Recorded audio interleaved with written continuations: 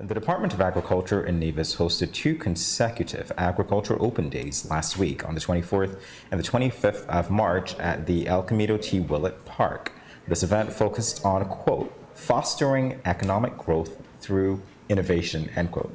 Today we're honored to welcome to Good Morning SKN Randy Elliott, Director of Agriculture in the Nevis Island Administration, and Steve Reid, Chief Extension Officer, also in the Nevis Island Administration. Good morning, gentlemen. How are you doing today? Good morning. Welcome. Morning. Pleasure to be here. Yes, it's great to have you discussing something that's very important to our economy, indeed, agriculture. So this is not the first open day that the department has held in Nevis. Are you keeping track? How many have there been so far, especially since you've had 2 back-to-back? Well, I guess I'll take this one. It's about 25 years now. Wow. We've been hosting this event to expose the farming public to the rest of the island as to what is going on in agriculture with the farmers and what we at the Department of Agriculture have been doing over a period of time. For this exhibition, we, had missed it for the last 2 years because of the pandemic. And as you know, most of the government emphasis was on agriculture. So we wanted to show to the general public exactly what progress that we had made during this last 2 years when we were absent from this event. Well, it sounds like you have a lot to boast about, so we'll get to that in a second. Yeah. So tell us about the theme, fostering economic growth through innovation. Mr. Elliott? Okay. Hi, good morning. Hi, good morning, sir. The theme that we chose this year would have came up from the experiences that we would have seen over the past 3 years, especially during the pandemic, where the general public would realize that since the onset of the pandemic, while most of the other sectors were closed, agriculture kept going.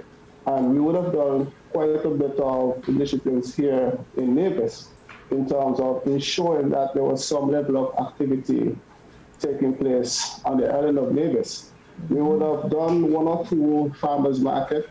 We would have done 1 or 2 projects with ECA along with other government institutes in terms of ensuring that the various households, persons who were affected by the COVID, had some sort of small backyard garden, whatever the case may be, to plant, not just for the table, but also that they could have received some sort of revenue from such.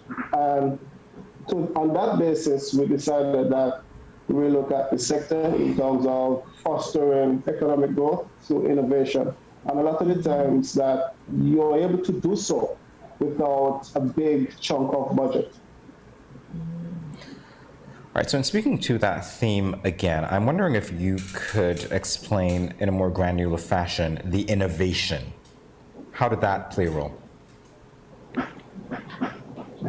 Okay, the innovation as it relates to, for instance, sometimes when persons hear the term innovation, persons think of something large, persons think of something glamorous, but it is not always of such.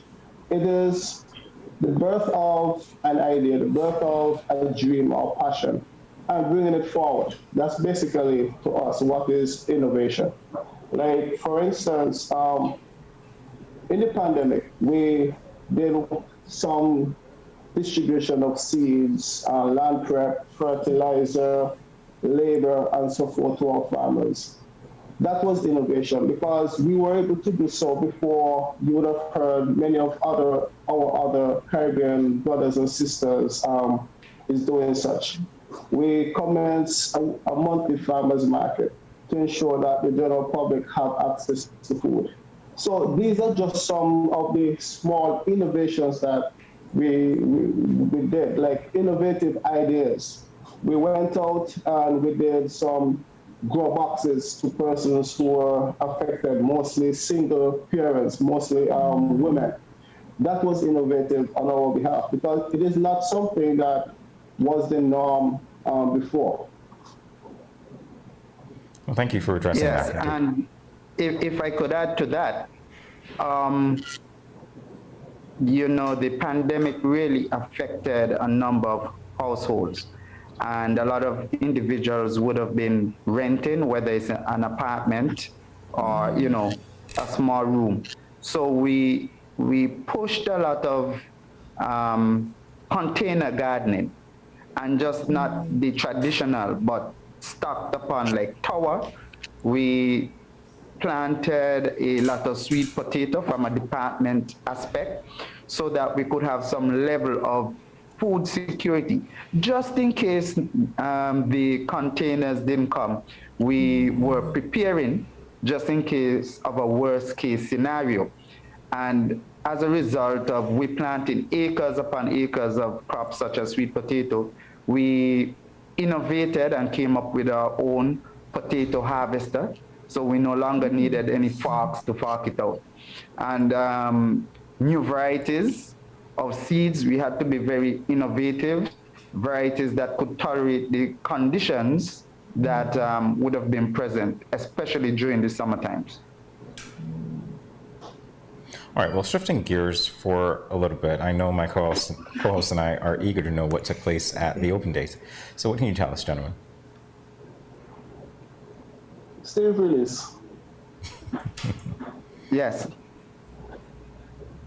I didn't hear that one. What took place at the open days? Oh, yes. The open day was basically a showcase for us in this profession to show off what we have accomplished, and for the farmers to create a market for them to expose the general public of the quality of stuff that is produced here. So there would have been fresh produce, as usual, processed, whether it would have been hot sauce, jams, jellies. We also have the art section, cosmetics, soaps, and makeup that would have been made from our local products. We would have had, of course, the abattoir with a range of products, whether it's ground beef, sliced, specialized cuts of meat, ranging from pork, mutton, beef, straight through. We even introduced rotisserie chicken that was local chicken that was grown here to the general public.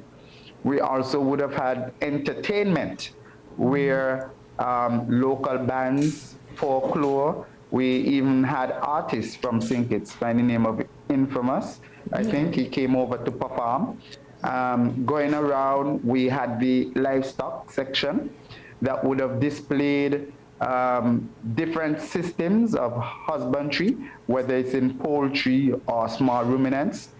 We had on display new breeds of animals such as the Boer goat that is more prolific and gives more meat than the traditional breeds that we would have had. We had new breeds of pigs, poultry, and of course we had an exotic area which the kids went crazy over, where we had a range of exotic animals like the turtles and geese and animals that you would not normally see in our environment. And of course, we had horseback riding, where the kids enjoyed themselves, where they went on the horseback and took a short trip around a section of the park, just to name a few in a short space of time. But it was providing something for everyone, not only just the farmers and the adult, but entertainment and a fun area for the kids with the bouncing castle, etc. All All right, so this is the interesting part for me. We see events like Open Days and we say, you know, this is a lot of work. It takes time to plan it. You're displaying all the things that you're doing, but I know for a fact that there is a lot of work going on behind the scenes. So I'm going to ask both of you to give us a sense of, you know, the team working behind the scenes, the planning that goes into events like this, and what it really means for the economy of St. Kitts and Nevis as well. Okay. But basically, for the Agricultural Open Day, we here in Nevis, we like to dub it as the largest single event.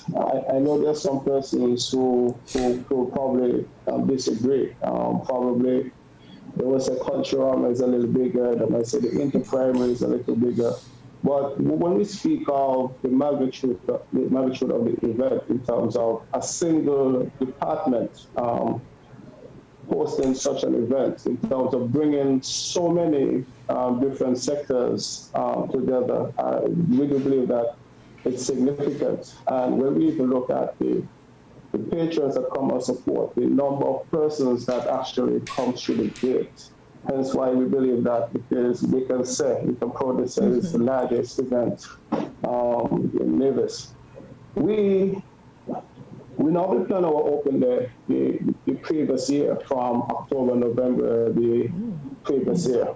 But this year it was a little different because there were a lot of uncertainty in terms of whether or not we'll be able to have the event at the magnitude in which we would like. And hence preparation for this event would have commenced extremely late. I think it was around mid-January is when we actually commenced preparation for this event. In terms of preparation, we normally meet with all our stakeholders in terms of the farmers, the craft individuals, the ornamentalists, the agro-processors, etc., and inform them of the date and of the theme, and to see what support can be rendered to ensure that the day when the actual event comes is one of success. In terms of work on the ground, our work on the ground this year started, it was like 3 weeks before the date, because again, you're hosting an event at the ETW Park, where when you look on the ground itself, I think agriculture open is the only event that has been held on the ground itself, outside of football or cricket. And there's a lot of infrastructure that have to be put in place, whether it's access to water, electricity, and those sort of things. So each booth can have the required utility that may be needed. I must say kudos to Mr. Reid, because this year is the first time Mr. Reid was charged in terms of preparing the facility, and I must say kudos to him, because he would have done an exceptionally good job in terms of preparing the facility. And I think in terms of facility preparation, that is something that persons normally overlook, because Mr. Reid himself, before he was charged with this, he basically looked after his division, which was extension. But now he has to ensure that now the facility, the grounds is set for every division, every farmer, every agro-processor, every caterer. He has to ensure that the grounds is set for that. And I think that he did very well with that. We had to do quite a bit of renovations and so forth. This year, we had to put in a number of new lines, power supplies, because again, it has been 2 years since we haven't been at the facility. We did some work to the facility also with Mr. Reid and his team. And basically, at the onset of the event, the weekend before the event now is when we have to put all the plans together, the logistics in terms of the layout, who goes where, how many tents we're going to need, what tents goes where, how do we keep it flowing.